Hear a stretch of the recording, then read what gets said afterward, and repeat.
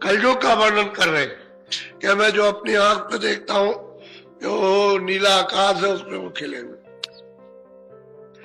हुए और उसमें से रस गिर रहा है। रस कहते हैं अमृत गिर रहा, कहते हैं मैं उसमें से पी गया, इतना पिया कि छक गया। तभी तो कह रहे थे अरे हृदय देख, चेहरे को देख कुछ पा गया। उन्होंने कहा कि देख ले पा गया, कितना मस्त हो गया है, पा गया को। बोलो कालांद्री पर नित नित जाई, पुण्य ते पार पार होई राय। कहते हैं कि मैं उस पर अपना रोज जाता था, रोज दर्शन करता था, नित्य प्रति हर रोज दर रोज। कहते वहां मैंने अपनी बैठक बना ली थी, जब चाहे जब उस पर चले जाए, और फिर वहां बैठ करके देखता हूं उधर, तो उधर अंधेरा तो है नहीं, उजाला है, प्रकाश है, लाइट है। जैसे सूरज निकल जाए तो लाइट में सामने सब दिखाई देगा, ऐसे ही वहां लाइट है, उजाला। तो कहते हैं नित्य नित्य उस पर जाता हूं, रोज वहां बैठक बनाए, रोज देखता हूं, और उसमें से रस गिर रहा उसको रोज पीता हूं। उसमें भी क्या, यानी वो शब्द भीगने का है कि बिल्कुल जैसे कि एकदम तर हो गया उस। बोलो 9 लाख कमल ने रखी पुण्य भाग। अब वो प्रियलाल कहते हैं कि वहां बैठ के मैं क्या देखता हूं कि 9 लाख कमल है, यानी सहदल कमल 9 लाख कमल है। तो प्रियलाल वहां से बैठ करके देखते हैं, वो देखते हैं उसको, ये 9 लाख कमल, उसको देखा उन्होंने, इसी पर वो स्थापित है। 3 लोग के मालिक, मुसलमान इनको खुदा कहते हैं, और ईसाई इनको गाड कहते हैं, हिंदू इनको परमात्मा कहते हैं, नाम इनका निरंजन है। और ये सहजल कमल पर बैठे हुए विराजमान, इनकी बैठक यही रहती।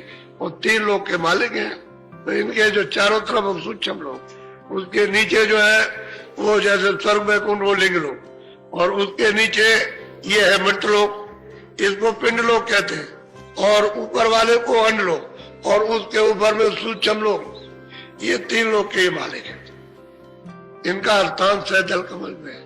तो कहते हैं कि जब मैं वहां नीलगिरी पर्वत पर कमल पर गया, बैठा चरण कमलों में और खूब पिया, सराबोर हो गया, तो आगे खिसक के देखता हूँ, खिसकने का मतलब आगे चल करके देखता हूँ कि 9 लाख कमल है, उस पर ये विराजमान बैठे।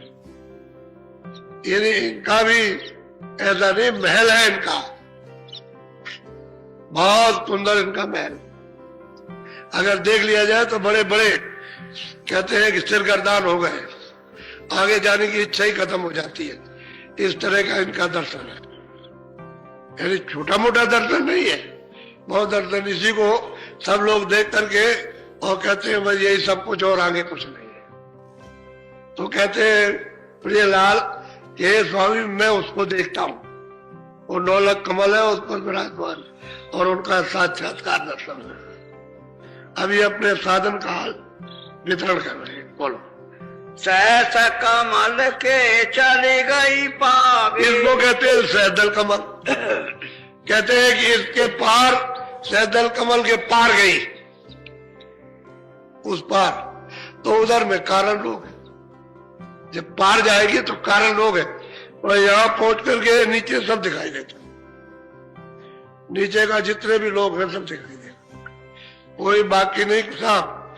यहाँ भी दिखाई देगा, वहां भी नरक भी दिखाई देगा, वहां ब्रह्मांड में वो भी दिखाई देगा, और बहुत लोग हैं इसी सहदल कमल में। तो कहते हैं कि स्वामी उसके आगे गए, उसके आगे उसके उस पार। और गोस्वामी महाराज ये कहते हैं रामायण में कि मुंदेव नैन, मैंने बाहर की दोनों आंखें बंद की तो ये अंदर की आंख खुली, और त्रिसित में बहुत तृप्त हुआ। यानी मतलब जब उनको वो पीने को मिला तो भी तृप्त हो गए। वो विलोक राम मुस्कुराई, सहदल कमल में राम विराजमान, 3 लोग के, वही मतलब है खुदा और गाड। वो विराजमान है, कहते हैं मैंने उनको देखा, मुझे देख करके और मैं उनको देख के तो हाथ पड़े, खुश हो गए। आप ही की रामायण में जिसको पढ़ते हैं उसी में लिखा है, हंस गए तो मैं उधर चला गया। यानी उधर का मतलब उस तरफ, उधर का मतलब पेट में नहीं, पेट उधर नहीं है, उस तरफ चला गया, उधर उस पार में। कहते हैं उधर जब बीच में खड़ा हुआ, उधर माज सुन अंडा जराया, तो सब मैंने अंड की रचना जितने भी स्वर्ग वैकुंठ की थी अपनी आंख से सब एक एक करके देखा। वो स्वामी जी कहते हैं सब देखा। उधर माज सुन अंडा जराया और देखूं बहुत ब्रह्मांड दिखाया, बहुत से ब्रह्मांडों को वहां खड़े होकर के देख रहा हूं अपनी दिव्य ज्ञान चक्षु से। और वो ये कह रहे हैं नौलख कमल सैदल कमल के पार, उस पार उधर जाकर के उधर देखता हूं। ये सब देखने लगे, सब दिखाई दे रहे। कृपा हो गई उनकी, दया हो गई। गोस्वामी जी महाराज पर दया गुरु की हो गई, इन पर दया गोस्वामी जी की हो गई, और ये अपने अभ्यास को वर्णन कर रहे थे। हे स्वामी आपने जो कृपा दया की है, हम तो आए थे परीक्षा लेने के लिए, लेकिन आपने हमारे ऊपर अनुकूल दया कर कृपा, और ये जो आपने दिया उसको लेकर के आए, उसको सुन लीजिए, बोलो। हाँ, सागर खिर की समुदर माई, बार पैठी के सूरत। कहते हैं कि सैदल कमल के पार, कहते हैं कि समुद्र ये तीन भवसागर इसको कहते हैं कि इसकी एक खिड़की है पार जाने की, ये भवसागर, ये पिंडलोक, अन्यलोक और ऊपर में सूक्ष्म लोक और ब्रह्मांड लोक, ये सब के सब भवसागर, इसमें वापस आ जाएंगे। तो कहते हैं कि हमको वहां उस पार जब हम गए तो हम देखते हैं कि सामने एक बहुत बड़ा दरवाजा यानी खिड़की है, वहां दिखाई दे रही है। अगर उस खिड़की में चले जाए और उस पार हो जाए तो पार उतर जाए, और खिड़की के अंदर रहे तो इस पार नहीं। तो कहते हैं मैं उसको देखता हूं, तो अंधेरा तो है नहीं, कैसे ही आंख से देख रहे हैं, इसके माने बहुत प्रकाश है, बहुत प्रकाश। उस प्रकाश में वो सैदल कमल के उस पार वो देखते हैं, तो जब बहुत से ब्रह्मांड दिखाई देते हैं तो प्रकाश ही में तो दिखाई देते हैं। तो ये प्रकाश सूरज का नहीं है, ये वहां सूरज नहीं, न चांद है न ये तारे, वो तो दूसरे चांद और तारे वहां, ये नहीं है, वो तो सब चेतनी चेतन है, वहां जड़ का तो कोई नाम नहीं है, ये वहां जा भी नहीं सकते, ये कोई भी निशान मानी जा सकता। तो कहते हैं कि मैंने समुद्र पार जाने की, यानी प्रियलाल कहते हैं स्वामी मैं खिड़की देख रहा हूं पार जाने के लिए, खिड़की है। अब वो पूछना चाहते हैं कि स्वामी ये ठीक देखा कि नहीं, इसलिए पूछ रहे हैं कि स्वामी जी ठीक है कि नहीं है, कि वो जो हमने देखा वो गलत तो नहीं है, कि हम इधर उधर तो नहीं कहीं बह गए। तो उन्होंने कहा नहीं ठीक है, बोलो बोलो।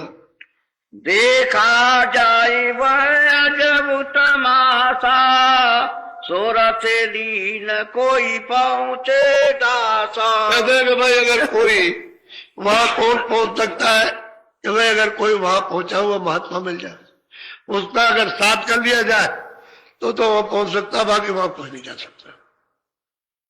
भाई तीन लोग के पार कैसे जाएगा, जब तक उधर पहुंचा हुआ नहीं मिलेगा ले जाने ले आने वाला, तब तक उधर कोई जा नहीं सकता। अच्छा और कौन सुनेगा, जो देख करके बता रहे हो सुनेगा कौन, जो जानने वाला होगा वही तो सुनेगा, दूसरा कोई नहीं सुन सकता। बोलो। अधर उधर मरे माई बाटा, अंड फोड़ता चढ़ गई घाट। अब वो कहते हैं कि भाई इधर उधर इसी के बीच में रास्ता है, वो तो खाने की धार है कि सुरग को अगर साध लिया, दृष्टि को अगर साध लिया और इधर उधर किसी दृष्टि में बहकी नहीं, और सीधी मतलब है सद गई, सीधा निशाना लगाया, क्योंकि बड़े चित्र हैं, बड़ी